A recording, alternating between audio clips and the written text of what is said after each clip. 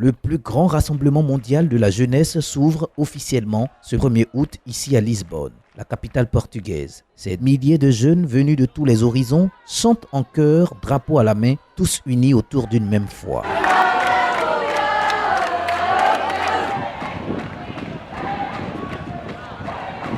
Ces pèlerins convergent tous ce soir vers un seul lieu, le parc Édouard VII, qui accueillera la messe solennelle d'ouverture de cette 37e journée mondiale de la jeunesse.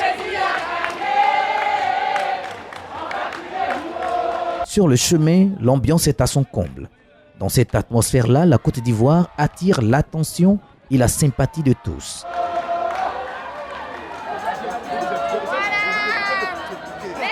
J'ai demandé au groupe de la Côte d'Ivoire de signer le drapeau. On est tous réunis ensemble, on est tous ensemble pour la même chose et voilà. Allez!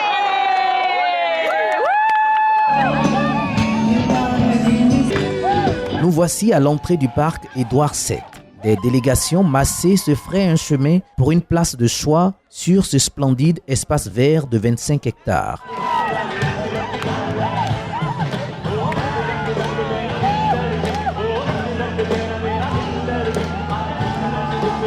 Nous sommes arrivés pour la messe d'ouverture et l'ambiance ici est très bonne, C'est un mélange culturel, un mélange de pays et tout. Nous sommes très heureux d'être ici. On espère vivre aussi une grande expérience. Je m'appelle Hortense, Éléonore, Églantine, Charlotte, Capucine. C'est super beau, on vient tous pour la même chose, se rapprocher de Dieu et vivre un moment magique où on s'en souviendra toute notre vie. Rencontrer du monde, des autres pays, c'est extraordinaire. De louer Dieu tous ensemble avec tout le monde, c'est incroyable.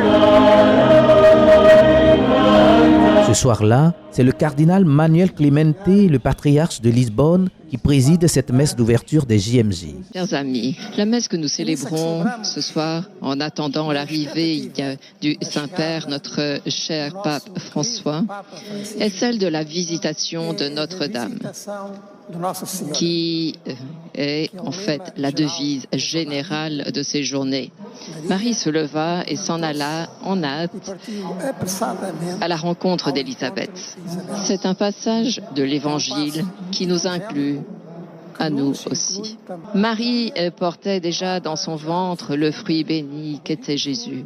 Les chrétiens le portent aussi spirituellement, parce qu'ils le reçoivent par la parole, par les sacrements et dans la charité où il s'offre. Une belle Eucharistie inaugurale des JMJ 2023 qui s'achèveront le dimanche 6 août prochain. Et sur le chemin du retour, la joie des pèlerins est indescriptible. C'était une super messe, une belle messe, une messe qui rassemble plein de jeunes. La fraternité, la joie, les chants, des gens qui s'arrêtent pour demander vous êtes de quel pays. Je ne sais pas, mais les gens adorent la Côte d'Ivoire. Mon intention particulière pendant la messe, c'était à Dieu de guérir toutes les dames qui souffrent du cancer du sein.